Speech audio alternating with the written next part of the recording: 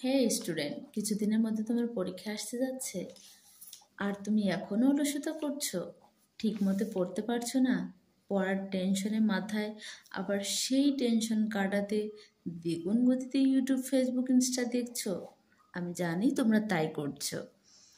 ভালোভাবে পরীক্ষা দিতে পারবে এই কনফিডেন্সটাও তোমাদের মধ্যে নেই। তবে এই ভিডিওটা তাহলে তোমাদের জন্য। আমার মনে হয় তোমরা পারবে, কিন্তু তোমাদেরকে সঠিক গাইডলাইন মেনে পড়তে হবে, তাহলেই তোমরা পারবে। আর যদি সত্যিই পারতে চাও তাহলে ভিডিওটি না টেনে শেষ পর্যন্ত কৌশলগুলো দেখে নাও।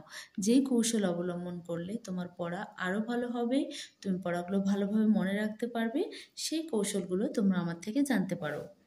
প্রথমত, তোমার বাড়িতে তুমি একটি পুরনো ক্যালেন্ডার হাতে নাও। সেই ক্যালেন্ডার থেকে আজকের তারিখটি বেছে নাও এবং দেখো যে তোমার কতদিন পর ঠিক তোমার পরীক্ষা আসতে যাচ্ছে। সেটা যে পরীক্ষায় হোক, আমি তো এখন জানি না যে তোমার কোন পরীক্ষা, তো যে পরীক্ষায় হোক সেই পরীক্ষাটি তুমি সামনের পরীক্ষাটি টার্গেট করে ক্যালেন্ডারে দাগ দাও। এবার দেখো যে তোমার আর কতদিন বাকি আছে পরীক্ষার। খুব শীঘ্রই পরীক্ষা, আর কয়েকদিন বাকি, বেশি টেনশন হচ্ছে? আরও টেনশন করতে হবে না, কারণ আমি জানি তোমরা পারবে। তোমরা যদি সঠিক গাইডলাইন মেনে পড়ো তাহলে তোমরা অবশ্যই পারবে। এখন ক্যালেন্ডারে দাগ দেওয়ার পর তোমাদের দ্বিতীয় কাজ হবে সেই পরীক্ষাকে সামনে রেখে একটি রুটিন তৈরি করা, যেই রুটিনটি তোমাকে সহযোগিতা করবে তোমার কাঙ্ক্ষিত ফলাফল আনতে। কিন্তু কিন্তু কিন্তু এখানে একটি শর্ত আছে।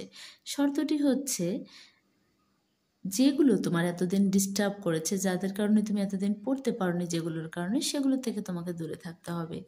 যেমন ইউটিউব, ফেসবুক, এক কথায় মোবাইলটা থেকে তোমাকে দূরে থাকতে হবে যতক্ষণ তুমি পড়ার টেবিলে থাকবে, অ্যাটলিস্ট ততক্ষণ। তো তোমার রুটিনটা এমনভাবে করো যেন তোমার মোবাইল হাতেই না পাও, তুমি সেভাবে করো। কারণ তুমি তো এতদিন মজা করেছো, এতদিন তুমি মোবাইল দেখেছো, দ্যাটস ওয়াই এখন আর এগুলো করা যাবে না। এবং অবশ্যই প্রথম কাজটি হবে তোমার ক্যালেন্ডারে দাগ দেওয়া, দ্বিতীয় কাজ হবে তোমার রুটিন করা। সেই রুটিন শুরু করবে তুমি কিভাবে? প্রতিদিন সকালে ঘুম থেকে উঠে তখন থেকে তুমি প্রথম 3 ঘন্টা পড়তে শুরু করবে। এখন কথা হচ্ছে তুমি কোন সাবজেক্ট পড়বে প্রথমে।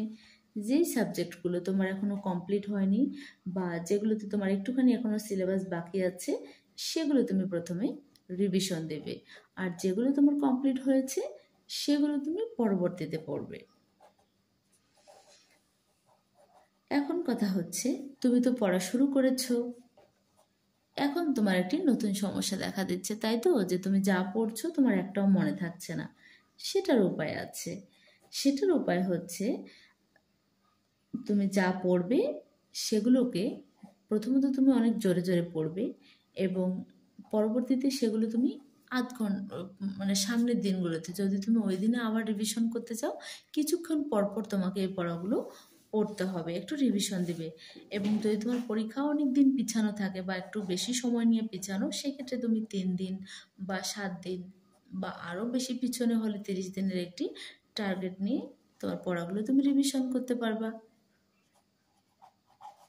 এমন অনেক সময় আছে যে তোমার কিছুতেই তোমার সামনের যে লক্ষ্য সেটা তুমি বুঝতে পারছো না, যে তোমার নেক্সট তুমি কোন সাবজেক্ট পড়বে। সেক্ষেত্রে তুমি তোমার যে যখন তোমার পুরনো সিলেবাস রিভিশন দেওয়া কমপ্লিট হবে, তারপর তুমি তোমার যেগুলো পড়া হয়েছে তুমি সেগুলো রিভিশন দিতে পারো। কারণ একটা কথা মনে রাখবা, এই যে তোমার মনে না রাখার প্রবলেমটা, না থাকার প্রবলেমটা, এই প্রবলেম মোটামুটি সবার আছে।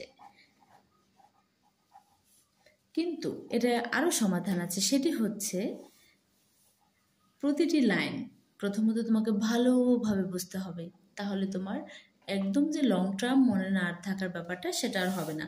প্রত্যেকটা লাইন যদি তুমি ভালোভাবে পড়ো, খুবই টেকনিক দিয়ে দিয়ে পড়ো, তাহলে তোমার আর কখনোই ভুল হবে না। দ্বিতীয় কথা হচ্ছে, প্রত্যেকটা লাইন তোমাকে ইমাজিন করতে হবে। যেমন আমরা অঙ্ক করার সময়ও আসলে বুঝে না পড়লে কখনোই পড়া মনে না থাকে না, তো বুঝে বুঝে পড়তে হবে, ইমাজিন করতে হবে, সেই ঘটনাগুলোকে বাস্তবের সাথে মিলিয়ে পড়তে হবে।